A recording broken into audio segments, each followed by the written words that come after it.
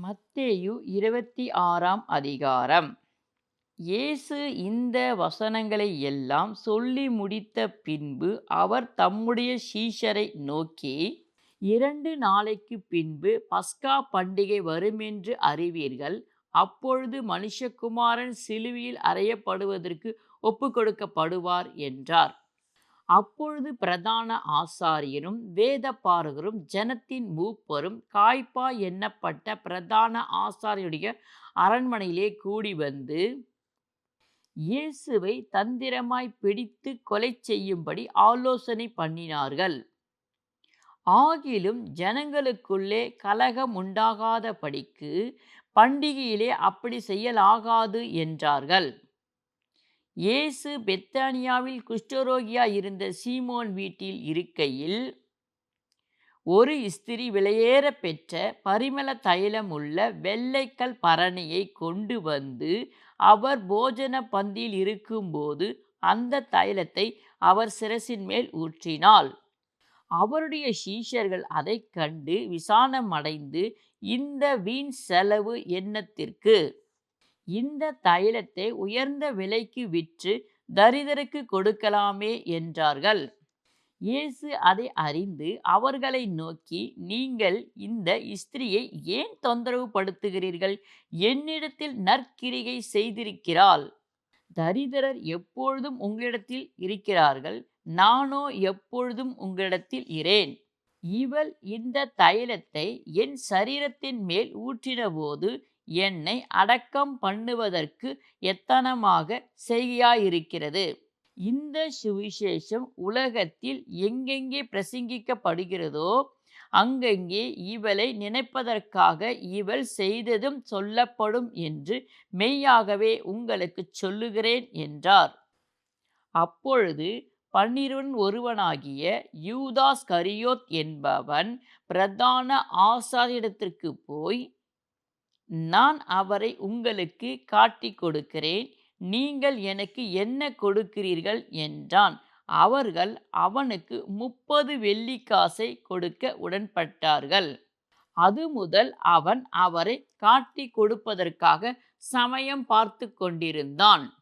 புளிப்பில்லாத அப்பண்டிகை முதல் நாளிலே சீஷர்கள் இயேசுவிடத்தில் வந்து, பஸ்காவை புசிப்பதற்கு நாங்கள் எங்கே உமக்கு ஆயத்தம் பண்ண சித்தமாயிருக்கிறீர் என்று கேட்டார்கள். அதற்கு அவர், நீங்கள் நகரத்திலிருக்கிற இன்னாரிடத்திற்கு போய், என் வேலை சமீபமாயிருக்கிறது, உன் வீட்டிலே என் சீஷரோடு கூட பஸ்காவை ஆசாரிப்பேன் என்று போதகர் சொல்லுகிறார் என்று அவனுக்குச் சொல்லுங்கள் என்றார். இயேசு கற்பித்தபடியே சீஷர்கள் போய் பஸ்காவை ஆயத்தம் பண்ணினார்கள். சாயங்காலமானபோது 12 ஒருவரோடு கூட அவர் பந்திருந்தாள். அவர்கள் போஜனம் பண்ணுகையிலே அவர், உங்களில் ஒருவன் என்னை காட்டிக் கொடுப்பான் என்று மெய்யாகவே உங்களுக்குச் சொல்லுகிறேன் என்றார். அப்பொழுது அவர்கள் மிகவும் துக்கமடைந்து அவரை நோக்கி, ஆண்டவரே, நானோ நானோ என்று ஒவ்வொருவராய் கேட்கத் தொடங்கினார்கள். அவர் பிரதியுத்தரமாக, என்னோடே கூட தாலந்தில் கை இடுகிறவனே என்னை காட்டிக் கொடுப்பான் என்றார். மனுஷகுமாரன் தம்மை குறித்து எழுதியிருக்கிறபடியே போகிறார். ஆகிலும் எந்த மனுஷனால் மனுஷகுமாரன் காட்டிக் கொடுக்கப்படுகிறாரோ அந்த மனுஷனுக்கு ஐயோ! அந்த மனுஷன் பிறவாதிருந்தானால் அவனுக்கு நலமாயிருக்கும் என்றார். அவரை காட்டிக் கொடுத்த யூதாசும் அவரை நோக்கி, ராபி, நானோ என்றான். அதற்கு அவர், நீ சொன்னபடியே தான் என்றார். அவர்கள் போஜனம் பண்ணுகையில் இயேசு அப்பத்தை எடுத்து ஆசீர்வாதித்து அதைப் பிட்டு சீஷர்களுக்கு கொடுத்து, நீங்கள் வாங்கி புசியுங்கள், இது என்னுடைய சரீரமாயிருக்கிறது என்றார். பின்பு பாத்திரத்தையும் எடுத்து ஸ்தோத்திரம் பண்ணி அவர்களுக்கு கொடுத்து, நீங்கள் எல்லோரும் இதிலே பானம் பண்ணுங்கள், இது பாவமன்னிப்பு உண்டாகும்படி அநேகருக்காக சிந்தப்படுகிற புது உடன்படிக்கைக்குரிய என்னுடைய இரத்தமாயிருக்கிறது. இது முதல் இந்த திராட்சைப்பழ ரசத்தை நவமானதாய் உங்களோடே கூட என் பிதாவின் ராஜ்யத்திலே நான் பானம் பண்ணும் நாள் வரைக்கும் இதை பானம் பண்ணுவதில்லை என்று உங்களுக்கு சொல்லுகிறேன் என்றார். அவர்கள் ஸ்தோத்திர பாட்டை பாடின பின்பு ஒலிவா மலைக்கு புறப்பட்டு போனார்கள். அப்பொழுது இயேசு அவர்களை நோக்கி, மெய்ப்பனை வெட்டுவேன், மந்தையின் ஆடுகள் சிதறடிக்கப்படும் என்று எழுதியிருக்கிறபடி இந்த ராத்திரியிலே நீங்கள் எல்லோரும் என்னின் மித்தம் இடறல் அடைவீர்கள். ஆகிலும் நான் உயிர்த்தெழுந்த பின்பு உங்களுக்கு முன்னே கலிலேயாவுக்கு போவேன் என்றார். பேதுரு அவருக்கு பிரதியுத்தரமாக, உமது மித்தம் எல்லோரும் இடறல் அடைந்தாலும் நான் ஒரு காலும் இடறல் அடையேன் என்றான். இயேசு அவனை நோக்கி, இந்த ராத்திரியிலே சேவல் கூவுவதற்கு முன்னே நீ என்னை 3 தரம் மறுதலிப்பாய் என்று மெய்யாகவே உனக்குச் சொல்லுகிறேன் என்றார். அதற்கு பேதுரு, நான் உம்மோடே கூட மரிக்க வேண்டியதாயிருந்தாலும் உம்மை மறுதலிக்க மாட்டேன் என்றான். சீஷர்கள் எல்லோரும் அப்படியே சொன்னார்கள். அப்பொழுது இயேசு அவர்களோடே கூட கெத்செமனே என்னப்பட்ட இடத்திற்கு வந்து சீஷர்களை நோக்கி, நான் அங்கே போய் ஜெபம் பண்ணும் அளவும் நீங்கள் இங்கே உட்கார்ந்திருங்கள் என்று சொல்லி, பேதுருவையும் செபெதேவின் குமாரர் இருவரையும் கூட்டிக் கொண்டு போய் துக்கமடையவும் வியக்குலப்படவும் தொடங்கினார்.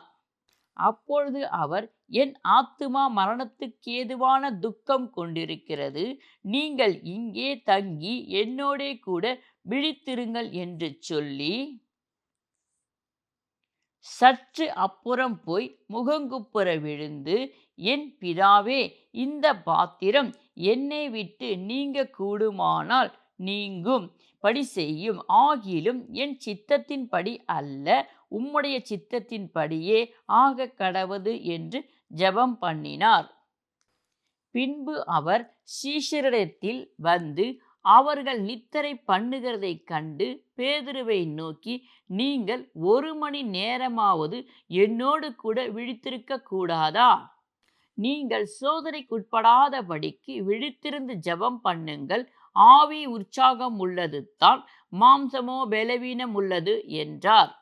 அவர் மறுபடியும் 2ஆம் தரம் போய், என் பிதாவே, இந்த பாத்திரத்தில் நான் பானம் பண்ணினால் ஒழிய இது என்னை விட்டு நீங்க கூடாததாகில் உம்முடைய சித்தத்தின்படி ஆக கடவது என்று ஜெபம் பண்ணினார்.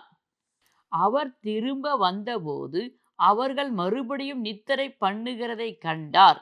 அவர்களுடைய கண்கள் மிகுந்த நித்திரை மயக்கம் அடைந்திருந்தது. அவர் மறுபடியும் அவர்களை விட்டு போய் 3ஆம் தரமும் அந்த வார்த்தைகளையே சொல்லி ஜெபம் பண்ணினார். பின்பு அவர் தம்முடைய சீஷரிடத்தில் வந்து, இனி நித்திரை பண்ணி இளைப்பாறுங்கள், இதோ மனுஷகுமாரன் பாவிகளுடைய கையில் ஒப்புக்கொடுக்கப்படுகிற வேளை வந்தது. என்னை காட்டி கொடுக்கிறவன் இதோ வந்துவிட்டான், எழுந்திருங்கள் போவோம் என்றார். அவர் இப்படி பேசுகையில் 12 ஒருவனாகிய யூதாஸ் வந்தான்.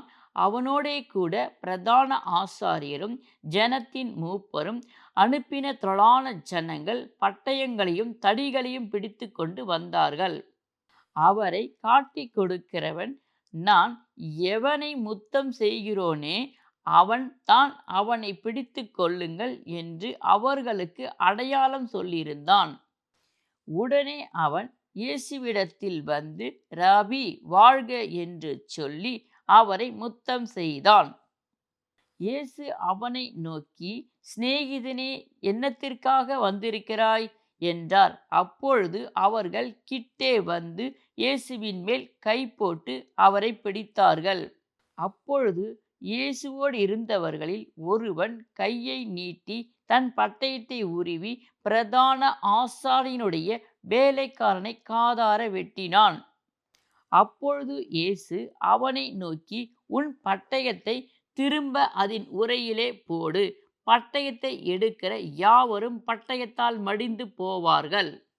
நான் இப்பொழுது என் பிதாவை வேண்டிக் கொண்டால் அவர் 12 லேகியோனுக்கு அதிகமான தூதரை என்னிடத்தில் அனுப்ப மாட்டார் என்று நினைக்கிறாயா?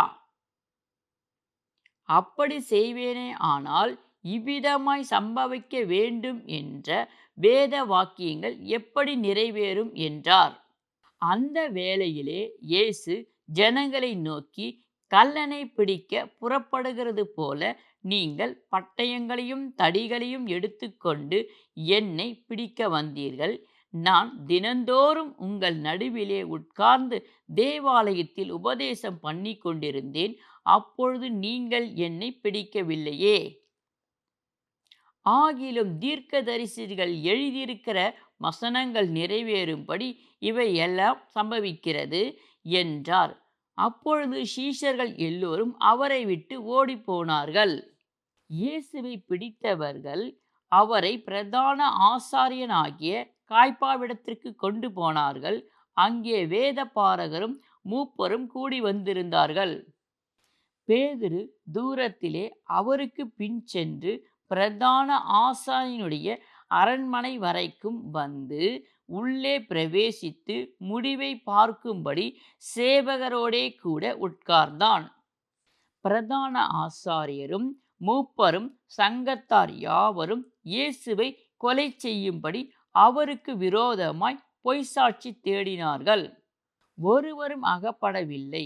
அநேகர் வந்து பொய்சாட்சி சொல்லியும் அவர்கள் சாட்சி ஒவ்வவில்லை. கடைசியிலே 2 பொய்சாட்சிகள் வந்து தேவனுடைய ஆலயத்தை இடித்து போடவும் 3 நாளைக்குள்ளே அதை கட்டவும் என்னாலே ஆகும் என்று இவன் சொன்னான் என்றார்கள். அப்பொழுது பிரதான ஆசாரியன் எழுந்திருந்து அவரை நோக்கி, இவர்கள் உனக்கு விரோதமாய் சாட்சி சொல்லுகிறதை குறித்து நீ ஒன்றும் சொல்லுகிறது இல்லையா என்றான். இயேசுவோ பேசாமல் இருந்தார். அப்பொழுது பிரதான ஆசாரியன் அவரை நோக்கி, நீ தேவனுடைய குமாரனே ஆகிய கிறிஸ்து தானா? அதை எங்களுக்கு சொல்லும்படி ஜீவனுள்ள தேவன் பேரில் உன்னை ஆணையிட்டு கேட்கிறேன் என்றான். அதற்கு இயேசு, நீர் சொன்னபடிதான். அன்றியும் மனுஷகுமாரன் சர்வ வல்லவருடைய வலது பரியாசத்தில் வீற்றிருப்பதையும் வானத்தின் மேகங்கள் மேல் வருவதையும் இது முதல் காண்பீர்கள் என்று உங்களுக்கு சொல்லுகிறேன் என்றார். அப்பொழுது பிரதான ஆசாரியன் தன் வஸ்திரங்களை கிழித்து கொண்டு, இவன் தேவ தூஷணம் சொன்னான். இனி சாட்சிகள் நமக்கு வேண்டியது என்ன? இதோ இவன் தூஷணத்தை இப்பொழுது கேட்டீர்களே. உங்களுக்கு என்னமாய் தோன்றுகிறது என்று கேட்டான். அதற்கு அவர்கள், மரணத்துக்கு பாத்திரராயிருக்கிறான் என்றார்கள். அப்பொழுது அவருடைய முகத்தில் துப்பி அவரை குட்டினார்கள். சிலர் அவரை கன்னத்தில் அறைந்தார்கள். கிறிஸ்துவே, உம்மை அடித்தவன் யார்? அதை ஞானதிஷ்டியினால் எங்களுக்கு சொல்லும் என்றார்கள். அத்தருணத்தில் பேதுரு வெளியே வந்து அரண்மனை முற்றத்தில் உட்கார்ந்திருந்தான். அப்பொழுது வேலைக்காரி ஒருத்தி அவனிடத்தில் வந்து, நீயும் கலிலேயனாகிய இயேசுவோடு கூட இருந்தாய் என்றாள். அதற்கு அவன், நீ சொல்லுகிறது எனக்கு தெரியாது என்று எல்லோருக்கும் முன்பாக மறுதலித்தான். அவன் வாசல் மண்டபத்திற்கு போனபொழுது வேறொருத்தி அவனை கண்டு, இவனும் நசரனாகிய இயேசுவோடு கூட இருந்தான் என்று அங்கே இருந்தவர்களுக்கு சொன்னாள். அவனோ, அந்த மனுஷனை நான் அறியேன் என்று ஆணையிட்டு மறுபடியும் மறுதலித்தான். சற்று நேரத்துக்கு பின்பு அங்கே நின்றவர்கள் பேதுருவிடத்தில் வந்து, மெய்யாகவே நீயும் அவர்களில் ஒருவன், உன் பேச்சு உன்னை வெளிப்படுத்துகிறது என்றார்கள். அப்பொழுது அவன், அந்த மனுஷனை அறியேன் என்று சொல்லி சபிக்கவும் சத்தியம் பண்ணவும் தொடங்கினான். உடனே சேவல் கூவிற்று. அப்பொழுது பேதுரு சேவல் கூகுகிறதுக்கு முன்னே, நீ என்னை 3 தரம் மறுதலிப்பாய் என்று இயேசு தன்னிடத்தில் சொன்ன வசனத்தை நினைத்து கொண்டு வெளியே போய் மனம் கசந்து அழுதான்.